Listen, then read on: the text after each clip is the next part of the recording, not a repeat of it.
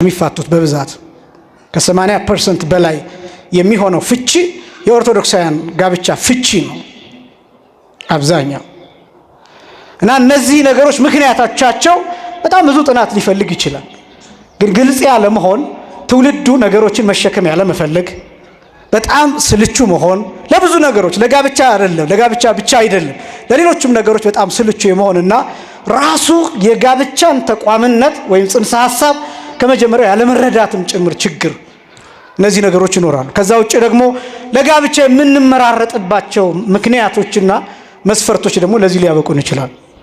ለምሳሌ ማቴሪያል መፈለግ፣ ገንዘብ መፈለግ፣ የትምህርት ደረጃ መፈለግ፣ የመልክ ሁኔታ መፈለግ፣ የቁመና ሁኔታ መፈለግ፣ የሆነ ዘር መፈለግ፣ የሆነ ብሔር አይነት መፈለግ፣ የሆነ ጠበብ ያለ ነገር እንደዚህ አይነት ነገሮችን መፈለግና በዚያ መወሰን እነዚህ ነገሮች ለፍቺው ሊያበቁ ይችላል።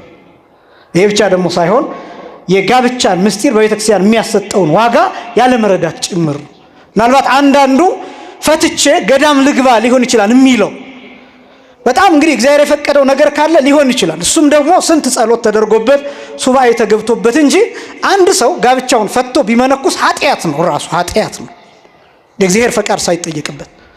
ምክንያቱም ጋብቻ ከገዳም ይበልጣል፣ ጋብቻ ከምንኩስና ይበልጣል፣ ጋብቻ ከጵጵስና በላይ ነው፣ ጋብቻ ቤተክርስቲያን ነው፣ ጋብቻ ወንጌል ነው፣ ጋብቻ መጽሐፍ ቅዱስ ነው፣ መድረክ ነው። እኛ እዚህ ቆመን ከምንሰብከው በላይ ጋብቻ ይሰብካል።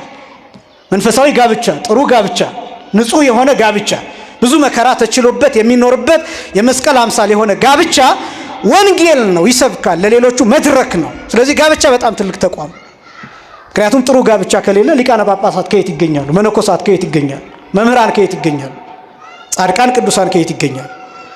እና አንዳንድ ነገሮችን የምንረዳቸው በጣም በጥቂቱ ለምሳሌ በጣም ብዙዎቻችን የምናደንቀው አንድ ሰው ቢመነኩስ እንዴት የታደለ ነው የምንለው፣ ሲያገባስ እንዴት የታደለ ነው ብለን አናደንቀም። ልትቃጠል ነው የገባው ነው የምንለው። አመለካከቶቻችን ራሱ ለጋብቻ ያለን ከጵጵስና በታች አድርገን ማየት፣ እነዚህ አይነት ነገሮች ይሄ መስተካከል የሚገባው ጉዳይ። በጣም እነዚህ ነገሮች ባለመረዳት ምክንያት የጋብቻ ፍቺዎች ይበዛሉ። ጋብቻ በዋናነት ለሶስት ነገሮች ይሰራል።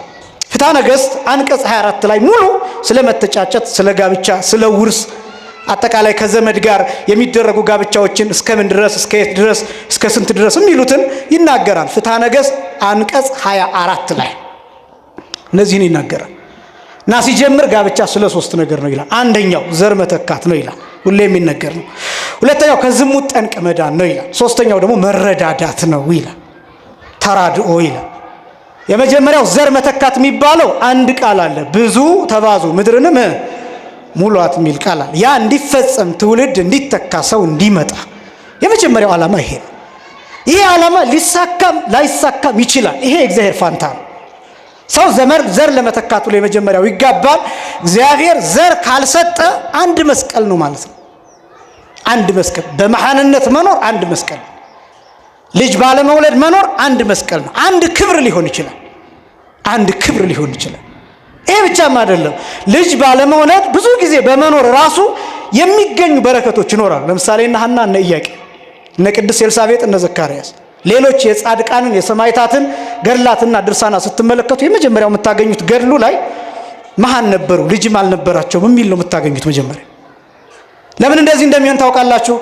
በጋብቻቸው አስቀድሞ ይሄ ጋብቻ ሶስት አይነት ደረጃዎች አሉ ወይም ሶስት አይነት ፌዞች አሉ። የመጀመሪያው ትኩስ የሚባለው አዲስ የሚባለው ትዳር፣ ሁለተኛው ይሄ መሐለኛ አካባቢ ያለው ትዳር፣ ከዛ ወደ መጨረሻ አካባቢ ያለው የትዳር ፊት። እንደዚህ አይነት ሶስት ደረጃዎች አሉት።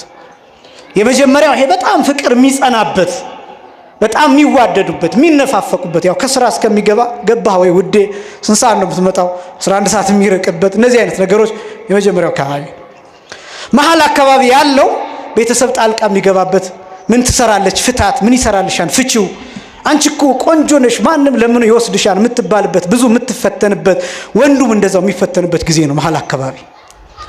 ወደ መጨረሻ አካባቢ ያለው መቀናናት የሚባል ነገር ማይኖርበትና ፍጹም መከባበር፣ አንዱ ያለ አንዱ መኖር ጭራሽ የማያስቡበት የመጨረሻው አካባቢ ነው። ለእግዚአብሔር በጣም የሚመቸው የመጨረሻው ነው። ለምን መሰላችሁ? የመጀመሪያውና መሐል ያለው ፍትወት እንስሳዊ የሚጸናበትና እሱ የሚፈጸምበት ነው። ተራክቦ የሚበዛበት ነው፣ ወይም ሩካቤ የሚበዛበት ነው። አይከለከልም፣ ነውር አይደለም፣ ርኩሰትም አይደለም። ግን እነዚህ ነገሮች ሲኖሩ ምን ይሆናል? ከቤተ ክርስቲያን መቅረት ይኖራል። ለምሳሌ ቅሩ እያልኳችሁ አይደለም። ጸሎት ለመጸለይ ሊቸገሩ ይችላሉ፣ ለመቁረብ ሊቸገሩ ይችላሉ፣ በጣም ብዙ ነገሮችን ለማከናወን ሊቸገሩ ይችላሉ። ለምን? ፍትወት እንስሳዊ የሚጸናበትና እሱ የሚስተናገድበት ወቅት ነው። እነዚህ ሁለቱ ወቅቶች መሀል ላይ ያለው መጀመሪያ ላይ ያለው እዛ መሀል ላይ ያለው ይሄ ብቻ ሳይሆን ጭቅጭቅም አለው፣ መጣላት አለው፣ መኮራረፍ አለው፣ አንዳንዴ መለያየት አለው፣ ከዛ ደግሞ መልሶ መታረቅ አለው። በጣም ብዙ ነገሮች ይኖሩታል። በተለይ ልጅ ሲመጣ ደግሞ በልጅ ምክንያት እሷ ራሷን ትረሳለች፣ ሰውነቷን ትጥላለች። እንዲህ አይነት ነገሮች ይኖራሉ። ትኩረታቸው ወደ ልጅ የመሆን የመረሳሳት፣ እሱ ውጭውን የማየት እንደዚህ አይነት ነገሮች ሊኖሩ ይችላሉ። ያ ብቻ ሳይሆን እሱም ደግሞ ልጆቹን ለማስተዳደር የሚደክምበት፣ ሰውነቱ የሚቀንስበት፣ የሚከሳበት፣ የሚጠቁርበት፣ ወንዳ ወንድነቱ ዝቅ የሚልበት እንዲህ አይነት ነገሮች ሊኖሩ ይችላሉ መሀል ላይ ያሉ። ስለዚህ ብዙ አይነት ችግሮች ያሉበት ይሆናል። የመጨረሻው አካባቢ ግን ልጆች ያድጋሉ። ከዛ መከባበር የሚመጣበት፣ መቀናናት የሚቀርበት፣ የት ሄደ እንትና ጋር የማይባልበት፣ ምናልባትም ሲያመሽ ከመጨነቅ ውጭ ምንም አይነት ጥርጣሬ የማይኖርበት፣ ይሄን እግዚአብሔር ይፈልገዋል። ፍትወት እንስሳዊ የሚጠፋበት፣ ይሄ የእንስሳዊ ፍላጎት የሚባለው ወይም ሩካቤ የሚቀንስበት፣ እንስሳዊ ጠባይ የሚጠፋበትና ስለመቁረብ የሚታሰብበት፣ ቤተክርስቲያን ስለመሄድ የሚታሰብበት፣ ጸሎት ስለማድረግ የሚታሰብበት ጊዜ፣ ይሄ ጊዜ የትዳር የመጨረሻው ፌዝ ነው። ይሄን እግዚአብሔር ይወደዋል። ሌላውን አይወደውም አይደለም እያልኳቸው ያለው። ጸጥታ ይሆናል፣ እዚህ ላይ ጸጥታ ይሆናል፣ ዝምታ ይሆናል፣ መታዘዝ ይሆናል፣ መገዛት ይሆናል፣ ስላለፈው ጊዜ መጸጸት ይሆናል። ስለዚህ የሚመጣውን ጊዜ ራስን እንዴት ለእግዚአብሔር ማዘጋጀት እንደሚሆን ያን ጊዜ እግዚአብሔር ይፈልጋል። አብዛኞቹ ቅዱሳን የተወለዱት በዚህ ስቴጅ ነው፣ በመጨረሻ